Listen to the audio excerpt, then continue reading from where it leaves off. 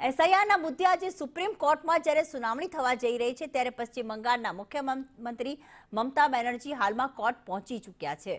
મમતા બેનર્જી કોર્ટમાં વકીલ તરીકે જાતે જ પોતાનો પક્ષ મૂકશે। મમતા બેનર્જીની વકીલ તરીકેની એક તસવીર પણ વાયરલ થઈ છે। ન માત્ર તેમણે મુખ્યમંત્રી તરીકે અરજી કરી છે, પરંતુ તેઓ વકીલ તરીકે આજે પોતાનો પક્ષ પણ રજૂ કરવા જઈ રહ્યા છે। अजय हमारी साथी जुड़ाई गया है। अजय, न सिर्फ मुख्यमंत्री के तौर पे नहीं, लेकिन आज ममता बनर्जी जो खुद अपनी अर्जी पे खुद का पक्ष रखने जा रहे हैं सुप्रीम कोर्ट में, वो तस्वीर भी वायरल हो गई है। क्या कुछ अपडेट प्राप्त हो रहा है ये तस्वीर के बारे में? कितने बजे सुनवाई शुरू होगी?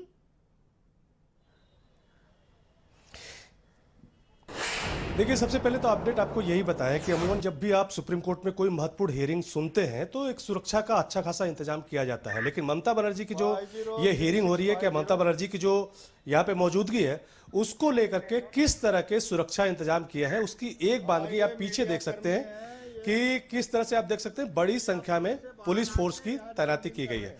वहीं दूसरी तरफ आप इनको देखिए कि अभी हम लोग जब रिपोर्टिंग कर रहे हैं तो ये हम लोग को बेसिकली कह रहे हैं कि एक बाउंड्री के भीतर आप जाइए और उसके बाहर आप नहीं आ सकते। तो यानी आप अंदाजा लगा सकते हैं कि कितनी सख्त है। अच्छा, दिक्कत आप लोग क्या है? दिक्कत बाद में बताएंगे हमारे तो बेसिकली ये इनकी बात सिर्फ मैंने इसलिए बताई कि आप देख सकते हैं कि सुरक्षा का कितना कड़ा पहरा है।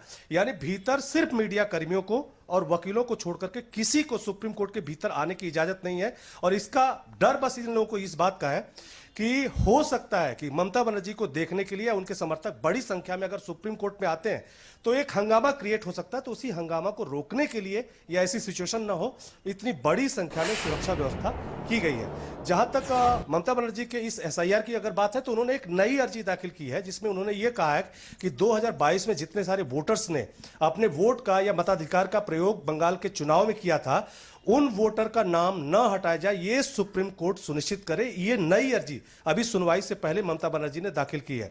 और ममता बनर्जी ने नई अर्जी में यह भी कहा है कि उन्हें डर है कि हो सकता है कि जो एसआईआर की प्रक्रिया चल रही है उसमें बड़ी संख्या में जो उनके समर्थक हैं उनके नाम काटे जाएं। और जहां तक की सुनवाई की बात है तो कई सारी याचिकाएं पहले ही डाली जा चुकी थी। ममता बनर्जी की भी एक याचिका पहले से थी, तो उस पे आज इस मामले पे सुनवाई है। और कहा जा रहा है कि डायरेक्ट ममता बनर्जी तो एक वकील के बतौर अपना आर्गुमेंट नहीं करेगी, लेकिन जो वकील उनकी बात रखने वाले हैं वो हो सकता है कि अपील करें जज साहब से कि ममता बनर्जी भी इस मामले पे बोलना चाहती है, इसलिए उन्हें भी बोलने की इजाजत दी जाए।